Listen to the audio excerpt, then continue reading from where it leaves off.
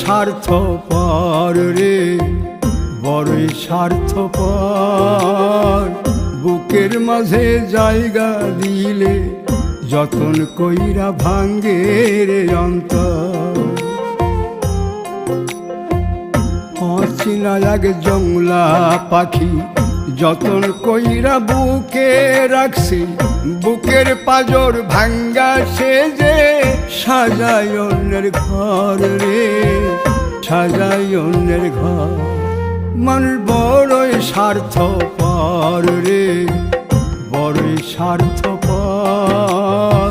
বুকের মাঝে জায়গা দিলে যতন কইরা ভাঙ্গে রে অন্তর।